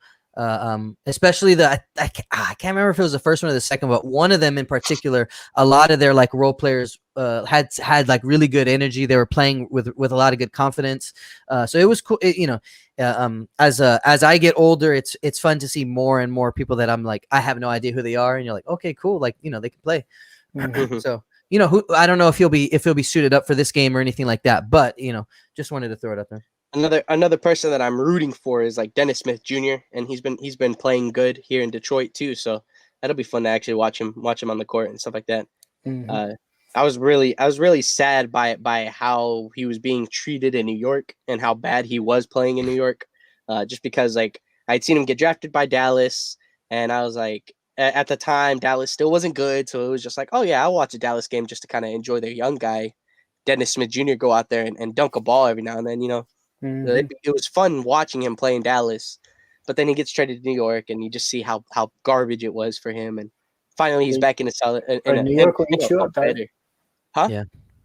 So New York will eat you up. You see what he does to everybody over there. I know, for real, man. The only people that have seen any type of prosperity are R.J. Barrett right now, and I guess Emmanuel Quickly, right? Oh yeah, that guy was good. Those are the only two names that I really hear of. Mm-hmm. I hear that Obi Toppin doesn't even get any minutes right now, but that's because it's of Tibbs. Either way, we're not playing New York. So we can go ahead and kind of just move past the Pistons, though. Like this is a game that we should take care of. It shouldn't be too big of a deal. Like I said, we are going to see some type of Mason Plumlee thing. Yeah, I know and I think Josh was getting ready to say it, but we just played a team in Orlando where Vucevic was hitting everything. He was in rhythm. He was looking real good. He was showing out the way he plays, and we handled our business. So yeah, exactly. I definitely think that's something that we can do against teams like Detroit, Chicago, and Cleveland coming into this week. That's what I'm saying. We got to stack these. We got to stack them. And so we'll go ahead and kind of just jump into the Chicago game. They got good people. They got solid little people. They have a fun little core, and Zach LaVine, Lauri Markkanen up there was Wendell. I don't know if Otto Porter's part of their core. He might get traded sometime soon, whatever. But he's still part of that team. I've always liked him. Kobe White and expert Garrett Temple. Yes, sir. Right. Kobe White, and then this young stud that's been coming out for them, Patrick Williams. He's been a very big bright spot for them. I've been seeing a bunch of stuff over this young buck, and he's been a good defensive player for them. So that's really good to hear for Chicago. The only memories that I really have of them is seeing some of Derrick Rose in 2015. Literally, like, because that was around the time I was starting to become a fan.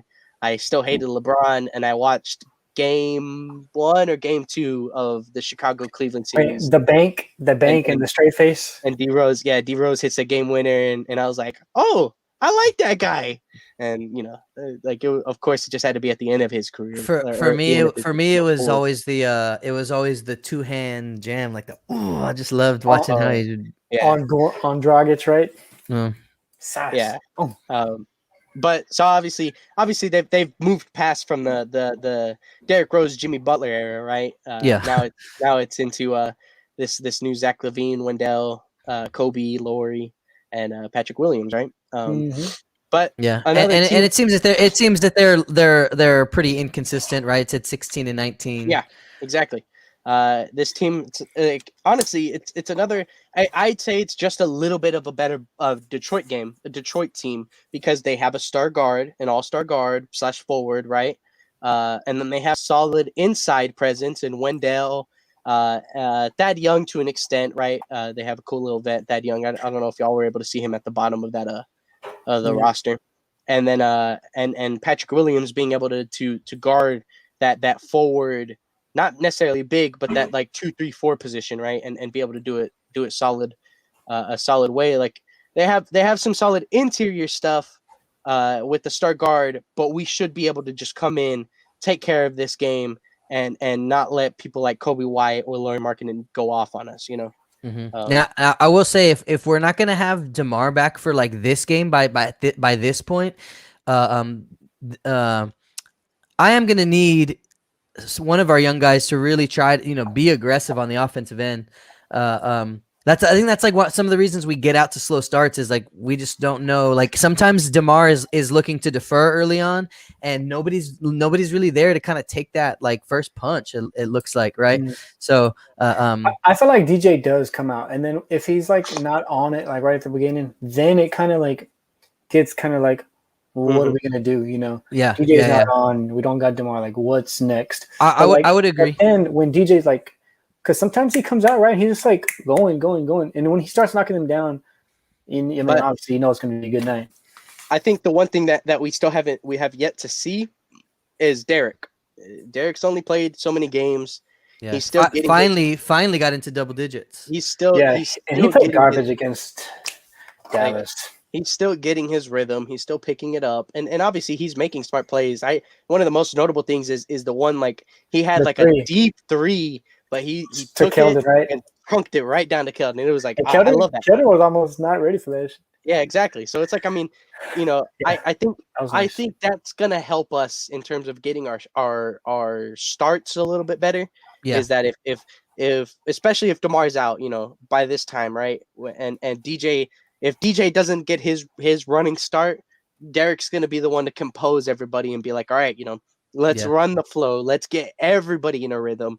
I think he'll be able to kind of do that. And I do think that moving forward, like once he kind of gets into his rhythm, that we are going to put him up on the list, pretty high on the list in terms of like we're relying on his offense on every night. I feel like he should already be there. Well, I think so too. And I think if he didn't have injuries and COVID, he would already be there. But I'm just saying like I'm just saying he should already be there on the list. I know that he's like maybe not in his rhythm, but he should already be there on the list. Because he's gonna like where you can realistically expect it from on a night-to-night basis. I wouldn't put him on that list like right now.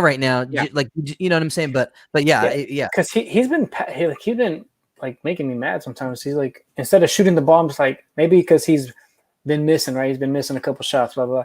And he like makes a stupid pass. I'm like, come on, Derrick, just shoot the ball, dude. Yeah, I know. There's literally that one little play, it looked like he had set like a little pick and roll, and you could tell that the defense knew exactly what Derrick was gonna do, man. Like he literally like ran into the paint, and you could just tell that they all shifted into the passing lanes because they knew he wasn't gonna go into the paint and just take his little shot. Like he literally got up, went crazy, and just had to like try to chunk it into like Yak, but it like didn't work at all, and it became a turnover. Like, come on, bro. Yeah, the time is gonna heal. Eventually, it's just gonna come back. It's gonna come into him, and he's gonna start. Picking it up. That's another reason though, like why, like, and I feel like every time that the starting lineups come out, I'm like, well, I guess I'm just alone in this. That I would just want him to be on the second unit. I don't understand. I don't understand. I said I don't understand why we. I don't get why we start both DJ and White. I mean, I get that they play well defensively together. And I know we've talked about this on this show many times already, but it's just like, from the point of view of we have those moments where we're up and down offensively. Why wouldn't you want to just distribute your point guards across 48 minutes, Popovich? But anyway, I get that. I really do, man. And the only thing for me is the fact that Derek is just a better and clearly these couple games haven't been able to get him into the rhythm to kind of show it for y'all. But Derek's a way better off-ball player than Lonnie is at the moment. So yeah, but how are you gonna get better? Your two decisions on who you're gonna put in at that starting two is Lonnie or Derek. And you're right. How are you gonna get better at being an off-ball player in Lonnie's case? Well, he doesn't need to be an off-ball player. Well, me personally though, I would have DJ, DeMar, Keldon, and then I would not have Keldon Johnson. I would not have Keldon Johnson at the 4. If Lonnie's not starting, slide KJ to the 3 and let that guy go play. Let that guy throw his body around against threes instead of the only reason, big guys all the time. The only reason I talk to y'all, like the only reason I say things like that is just because I know Pop's not going to put Trey and Luka in the starting lineup. If exactly that would slide that spot right open for Trey and Luka. Maybe a trade will do that. Maybe we get some guy that Pop's comfortable at starting at the 4, and then we'll be able to do that because I would love to have like DeMar at the 2 and KJ at the 3. Like that's like perfect. Yep. I would too, because then like that second unit, and obviously it sucks for Devin, but that second unit then becomes freaking Patty, Derek, Lonnie, Rudy, Yak, or not Yak, I guess Drew in this case, but like whatever, right? Like somebody in that position. Maybe Devin gets those 10-man rotation minutes, but I doubt it. Like if anything, we're running 9-man like that. Yeah, and to be honest, I think that maybe that's what our team looks a little bit more like next year. Exactly. That's exactly what I was gonna say. Is next year, and I want us to keep DeMar, but if we don't keep DeMar, then we move forward and we literally put, that's when Lonnie takes in the role. That's when that becomes his spot to take. You know what I mean? If DeMar is on the team, Lonnie should be on the bench. If DeMar is not on the team, but I will say if next year we lose DeMar and then our starting lineup is DeJounte and Derek White and Lonnie Walker and Keldon Johnson, I'm gonna be mad. No. See, I don't think that'll happen. And if it does happen, I think Becky needs to step up and be like, "Yo, what the hell is going on here?" Well, because honestly, I don't know what our future plan is with Patty. Like it's gonna be like what are we gonna do with him? He's having a career year. If Patty could just, are we gonna pay him? We're not gonna pay him, right? I think we're gonna pay him, but we're not gonna pay him. Like hopefully he comes back on the minimum and all Patty's minutes. I think they should go like straight up to Derek because I would love to have DJ. I want Derek. Like I said, I was spoiled having Manu. So I want Derek to be that guy. Patty's literally having a career year, though. We can't just we literally can't just have him have a career year this year, come in next year, and either A, expect him to just sign a minimum and not play anymore, or B, sign him on a deal and keep running him in these rotations when eventually we need him to not be in those rotations. That's the only thing for me right now. But that is to be having a career year, I think it's different. Like if you're a starter and you're having a career year and you're putting up 20 plus, but like if your career year is shooting 40% and scoring 10 points a game, I feel like we can. He's scoring 15 though. He's He's literally up there. Literally, you put Patty in on this Bulls team, and he's their fourth leading scorer right now. Like, he's putting up good numbers. He is putting up good numbers, and so it's like either another thing that we haven't even said is like, you remember whenever we were gonna re-sign Gino, like Philly like ended up giving him a deal that was like that made us have to give him 14 million. And while I know that didn't really hit us in the cap, I think something like that. It was like a long time ago. I don't really remember what the deal was, but we still upped our pay for Gino because like Philly had offered him 18, and so we were like, all right, I guess we'll give you 14 then. Yeah, as much as it kind of hurts me to say it, I don't think that the Spurs would. I don't think that the Spurs would match a bigger offer if somebody offered Patty more money. It's I don't kind of think the like Spurs would match it. like, hey, buddy, this Yeah. one's for you, dog. Like, go get that money. Mm-hmm. And Exactly. You've earned it. You've earned this money. Yeah. Obviously. You've earned it. Or on the flip side of that, if it's the loyalty and the tenure that you're after, well, then you can still have that with us here, but you're gonna take less money. Like that's just how it's gonna go. Yeah. Like so, and I don't think that Patty, he's a 12-year vet or whatever. I don't think that he would be like foreign to that concept. You know what I mean? He'd be like, okay, Right. yeah, I get it. Either way, I mean, if next year if we don't have Patty on the team, then I'm way more okay with seeing DJ at the one, Derek at the one, like back to back right there, those 48 minutes, because then we can add size to the entire rotation, the entire depth chart, because we're not fitting Patty into those spots, Yeah, I mean, I would just. Yeah. Anyways, go ahead. Yeah. We're off topic a little bit. Yeah. Well, I mean, it's all good. We're Chris got like 10 minutes. Yeah. Well, we got like 17 minutes, and we're doing all right. Yeah, and I mean, this is another fast topic that we can run into, which is literally the Cavs. This team is cool. They have some young guys and Jared Allen now. Jared Allen, man, I've always liked that guy, man. I've always liked that guy. Me too. Isaac Okoro. I don't know if Isaac Okoro is actually off the IR list. I'll go check that right now. They even have a solid guy in Colin Sexton, right? Sexton and Darius Garland. All these games, right? They're all like into what we've been talking about, man. If we could just take care of our business like we know we can, these should be wins. All of them. Okay. Well, these are all day-to-days, so that means that all these guys should be back by the time we play them later down this week, right? And yeah, these are all winnable games. These shouldn't be. These should not be games that we. Kevin Love is back though. Yeah, Kevin Love is back. Is. And that'll be fun to see Kevin Love, back up on the court again. I hope they can kind of find a deal for him. I kind of want to see him back on a contender, but he'll probably go to Brooklyn. He's getting the bag. Go to Brooklyn, everybody, man. And this was another guy that a lot of people were talking about.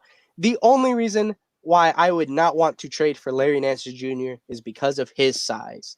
He is. I've been seeing stuff that he can defend bigs and stuff like that, but he's 6'8", and at the end of the day, I'd much rather trade for a guy who can be a 6'10" or 6'11" big than somebody who's 6'8" and try and guard a center. Rudy's already doing that for us, and look how it's working out. I think Rudy's doing a fantastic job. Somewhat okay, but look at the Dallas game. We got killed on the boards. You know what I mean? Like he's doing a solid defensive job, but we're also not getting boards. That's the reason we got killed on the boards. We just don't have enough size to go around. Exactly. Yeah. And if we traded, obviously LA's not even playing with us, but if we traded a 6'10" big for a 6'8" big, it's just lowering. It's making us smaller. And but I think Larry Nance at 6'8" plays bigger than LaMarcus at 6'10", no matter, you know what I mean? Yeah, you know what I mean? Mm-hmm. Yeah. Mm-hmm. Either way, though, I just wouldn't. I would be more on the fence if we did try to, like, I would trade for Andre Drummond before I would trade for Larry Nance. Yeah. And I think we talked a little bit about some the possibility of Nance Jr. Last week, right? Yeah, we did. I think so. Yeah. But he's cool. He is a solid little player. Another one of those the Lakers players, right? Like there's a bunch of those guys, B.I., Lonzo, Larry Nance, Julius Randle, like all those guys, Jordan Clarkson, that are like, used to be on those Lakers teams that are no longer there, but are finally able to kind of prosper and do their thing. it's kind of crazy when you think about that. Even D'Angelo Russell for a little bit, right? Yeah. Kind of crazy when you think about how many guys that they had on their team, but they just don't like traded all of them, and obviously they got their championship. They did their goal, but had all those young pieces and just kind of bit by bit all left the team, and now they have a whole completely different roster from like 2016. Either way, though, Chris, I think you muted again. Dang, yeah, I was. When you're talking about size being like an issue for us. So when you look at this Cleveland team, you see Nance Jr. and Jared Allen and JaVale McGee. 3 bigs. Yeah, And exactly. 4. And, well, yeah, but I mean, like, that we'll Kevin see. Love. Yeah, and Kevin, yeah, exactly. So I mean, like, this is gonna be this is gonna be another test because these people are pretty deep when it comes to their bigs, and we saw it was like Brooklyn, right? They did a good job of spacing out DeAndre Jordan and Claxton, right? So that we just always had to deal with somebody. And so this would be a game that I feel like that could be a potential detriment to us. You were saying like our deficiencies will show at some points of these games, but I don't. This is like a little bit different than the Vucevic game or potentially the one that we were just talking. Yeah, exactly, because they still have Sexton, they have other guys that can kind of get going for them. So if they're killing us down low and they're hitting some shots elsewhere, like this is a game that I wouldn't want to. I wouldn't want to blaze by it too fast. You know what I mean? If I'm the Spurs. Yeah, and they're 14 and 20. Oh no, this is the first game of a back-to-back, right? Yeah, we'll play Milwaukee the next day. Yeah, see, so we have to handle this business. Yeah, or else we're going to get blown out the next game. It can be tough because Cleveland can be. I feel like Chris said, like they literally have the stuff that is gonna show our weaknesses. So it's like, how are we gonna work around the team? Even though this team is not good, even though this team has been beaten, this is literally the team that has enough of those people that could beat us. That can exploit our weakness. Yeah, exactly. So this is like that one game of the season where it's like, oh man, the Spurs lost because they just didn't have this compared to every other game of the season. And it's frustrating because it's the easy stuff, right? It's Sexton breaking you off on one dribble and just throwing it up in the air for Jared Allen to go get or something like that. And it's like, well, yeah, you know what I mean? So yeah, or exactly. Pick and pop for Kevin Love, right? Like anything like that. So this is definitely going to be a matchup that I'm going to be paying more attention to. Out of the 3 games that are like little that are less like interesting, I guess. The Detroit, Chicago, and Cleveland team. Out of those 3 games, this is going to be the game that I'm like, all right, let me see how our team does against this team. I'm gonna want to watch Detroit and Chicago, but literally, like for Detroit, it's like, yeah, I just want to see how good Dennis Smith Jr. is, but I think we'll be able to take care of business. Chicago, it's like, yeah, I just want to see how good Kobe White is, but I want us to take care of business. This game, it's gonna be like, all right, I don't care about any of these guys. I don't want to see any of them do good. Let's take care of business. Like, not to say that I really do, because I like Colin Sexton, I like Darius Garland, I like Jared Allen. But I need all of them to be garbage so that we can beat them this game. You know what I mean? In that sense. Yeah, I would agree that of the Detroit Bulls and Cavs, this is the one that kind of has my ears perking the most, just for that fact of it's the first game of the back-to-back. They have a lot of bigs, and so yeah, and we don't, and the bigs is like our biggest. It's in flux right now. Even with LA, we still don't 100% know like what are we gonna be throwing out there against these guys. So, but either way, this is gonna be like. Now we got Milwaukee then. Yeah, exactly. Right here. Milwaukee. Yeah, I don't even think they got nobody good on their team. Not really, right? No. I don't know. Maybe an MVP here or there. Yeah, maybe back-to-back MVP. Right, something like that. Oh, they got Bryn Forbes. Sorry about that, Bryn. Oh, sorry about that, Bryn. Dang, you disrespectful, Jake. I know. I'm sorry. I forgot about Bryn Forbes. No, yeah, this is a top 3 team in the East. I think 2, right? 3. right there, 3. Oh, I 3. knew I knew I didn't want to say 2 because I thought the Nets had It did just pass taken. them up. But so yeah, it's top 3 team in the East record wise right now. This is a great team in my opinion. Should be a championship title contender. This team on paper looks like it could be a title contender, but for some reason, a lot of people want to say that it's ex Spurs assistant coach Bud, right? They want to say that it's his fault. I honestly couldn't tell you because I don't watch enough Bucks games. But I don't know. Like, what do y'all think about this team? This team, I feel like this team should be title contender. I feel like this team should have been like the favorite Oh coming out of yeah. it, Well, no matter what. I feel like defensively, when you have Giannis and Drew, like you have that lockdown on the perimeter, and maybe if Drew's not locked down anymore, he's still like a great defender. Like, and then you run him right into Giannis. Like Middleton has good size too. Averaging yeah, so 1.8. 1.8 steals a game right here. Obviously, like you said on paper, and I think I tweeted it like once they traded for Drew Holiday, I'm like, oh well, the Bucks are going to the finals. Like that's how I felt.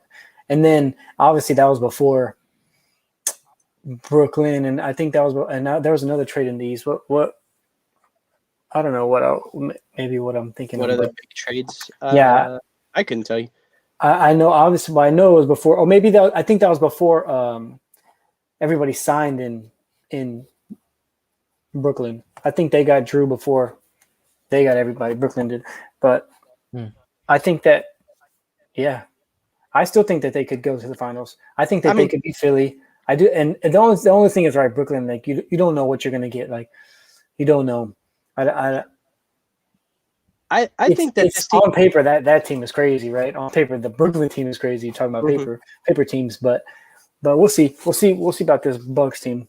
I think I definitely do think that the this team should, like I said, this team should be the favorite to come out of the East, even though Brooklyn does have 3 MVP caliber players. Well, I'll say that Kyrie's good. Kyrie's really good. Yeah, he is. Like even though they do have that, their bench depth shouldn't be, like because of the trades that they made this season, the amount of people that they can actually play on a night-to-night basis should be what makes them not win it this year. Can you click on the roster for Milwaukee real quick? Yeah, I got you.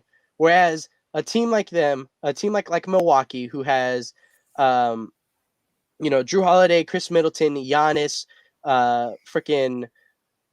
Brook Lopez, right? Like that's already a set number of players that are at least good, starter quality players that are good. And then you have your guys like DJ Augustine, who should be good. I haven't seen what his stats are this year, but I know he did good in Orlando. Like he should just be a solid. They are solid. Yeah, quality role player.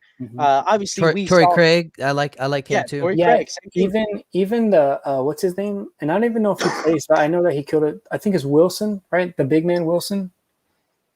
Wilson. You're talking about DJ Wilson? Yeah, like he gets up too. He's just like a bouncer, And this is another guy, Bobby Portis. I know he was right here, like in the rebounds per game, but he's he's a stretch big. He's a stretch big. He's exactly what you need to put next to Giannis, because you could put somebody like Brook Lopez next to Giannis, but Brook Lopez at the end of the day is a 7-foot center, and he's just going to be slower. You know what I mean? He's not going to be able to run as much. Whereas Bobby Portis, even though he's not as good as a defender as Brook Lopez, he's probably just as good as a spacer and can run with Giannis. You know what I mean? Still be able to run the court with them. You know what I mean?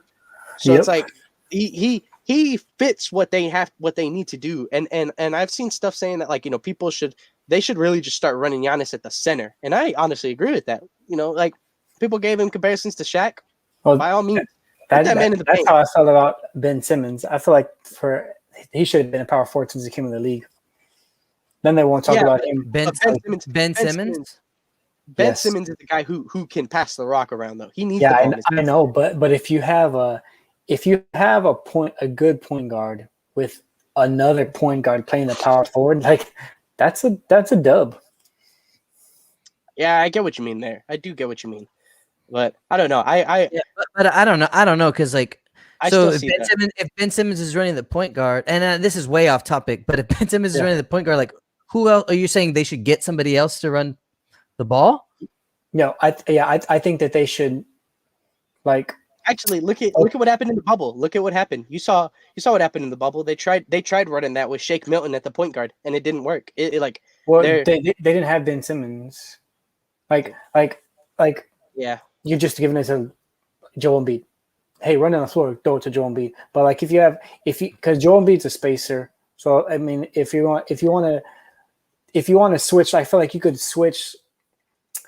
If you get Ben Simmons on a 1, he can blow right by you. He's not like a normal power forward. You know what I mean? I get Like, what you I mean. don't know.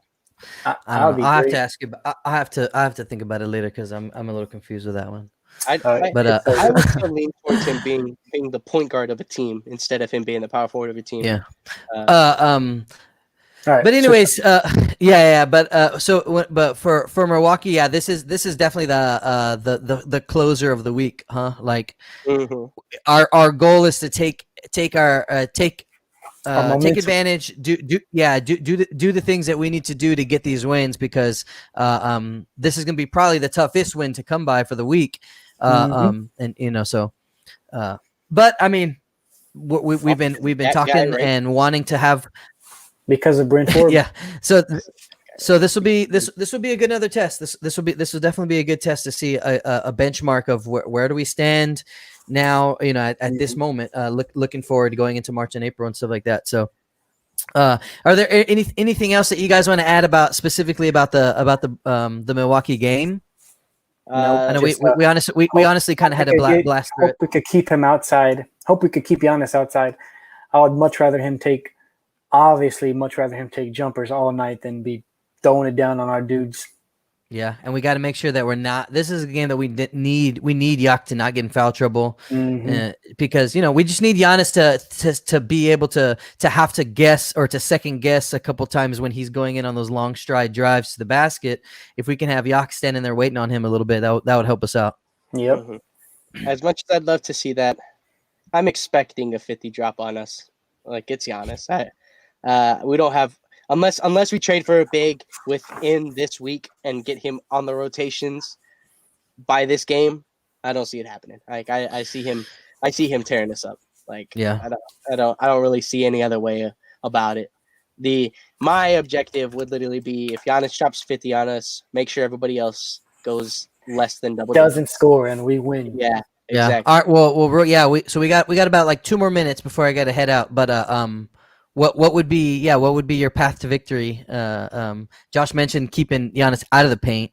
Anything else? We got Middleton. Middleton can shoot. You know what I mean? Honestly, yeah, man. Like it's gonna be tough because we're talking about Giannis and watch, like Giannis still gonna do his thing. He's still gonna kind of kill us in the paint. But then we're also gonna see Middleton or Drew Holiday just score 20 on us, 25. But like, if I lose a game to the Milwaukee Bucks and Drew Holiday drops 30, then I'm just like, well, good game, guys. Y'all played great. Brent Forbes dagger.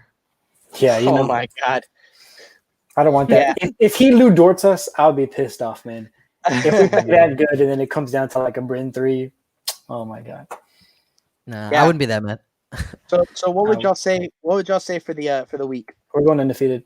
I already said this. We're going to carry that all of our momentum. Yeah, I think we're going to be Philly today. I think we can handle business, especially just because they're a little injured. I do, and I like us against Detroit. I like us against Chicago. I like us against Cleveland, and then Cleveland, yeah. And then I think that if we take all the momentum and we handle business against Cleveland, I think Milwaukee we could be playing some great basketball, and we could do exactly what we talked about. Yeah, and Chris. I'll go 4-1. I'll go 4-1. I would like for us to go 5-0, but I'll say 4-1. So you said, all right. Josh said 5-0. 5-0. Chris said 4-1, and Jake said 4-1. He's gonna say like 3-2. I bet you. 2-3. Oh, Jake. 2-3. Do you think we're gonna lose to who? Philly, Milwaukee, and we don't do good on back-to-backs. So it's like, it's gonna be we're gonna Detroit? lose Philly and Detroit both. there's gonna be, I said Philly, Milwaukee, and then maybe Detroit or Cleveland. Like I said, Well, Cleveland would be the one. Cleveland would be the one that first I game with a back-to-back, I'd all be- for a night's of rest. So I think we'll be all right against Cleveland. It's gonna be tough. It's a tough week. I feel like, especially It's a grind for sure. especially because it's gonna be. I feel like we've had tougher schedules like this, and you gave us the the tougher benefit of the schedules than, doubt. tougher schedules than 5 and 7 days. No, on a- team wise, Well, we've yeah, had it- tougher, it- and then it you can gave us be- a positive record, and then now we you're could telling have us we could have a tougher schedule because of the teams, but we're literally playing 5 games in 7 days, it's all right, all dog. road games on the East Coast. Like it's not Yeah. gonna be that's gonna Well, be tough. And 2 of them are back, like, or 4 of them are in 2 back-to-backs. So it's like Like we're I said, literally gonna go. we're finna handle this business. We're gonna Yeah. go. We're gonna go from Philadelphia to Detroit, like in one night. We're literally you play. Yes, we can come off this week. Yeah, we play early. We 100. play earlier, Yeah, right? Early game today. Early then on a we- Sunday. They could travel. They'll be there all day. Yeah. All Yeah, right, Jake. right. Well, I would like to give you more time to defend your 2 and 3, but I gotta head out. All right, Um, that's fine. That's fine. All right. yeah. We don't Y'all know what want to hear it anyways. We don't even want to hear it. So so to be honest, Jake, if you want, like, I can dip out and you guys can keep talking and wrap it up. You don't have to feel rushed or whatever. That'd be cool. It's all good. My main premise is that it's just going to be a tough week. I'm not expecting a great week out of it. But if we Hey, come out better, you know- then that's Well, let me just say one thing. If you think this is a tough week, then we're about to have a horrible rest of the season because this is every week. Yeah. I've been Yeah. the one that's been a little scared about it this entire time. So Yeah. All right, Jake. Well, take us out. yeah. So one last shout out to our Twitter at Heroes Half Court. Again, we do this every Sunday at 10 o'clock, and we enjoy this all the time. Shout out the Fiesta jerseys. I finally got mine in. This is wait, where is it? Number 24, Devin Vassell jersey, right? So I had to rep my rookie. This is gonna be, I got this for the next 4 years. It'll be great, having fun with all this. Anyway, we enjoy all the support. We enjoy all the what's the word here? All the interactions with everybody. We're always on the Twitter. We're always talking that mess. You can find us on Talking here that mess. on our personal accounts, and in the descriptions. And Look at this hair. we love talking about Spurs basketball. So Yeah. we hope y'all have a wonderful rest of the evening. It's definitely daylight saving, so I'm sure a lot of people came in tired. But I hope that today was a good day for everybody. But For sure. with that being said, we are out with the intro.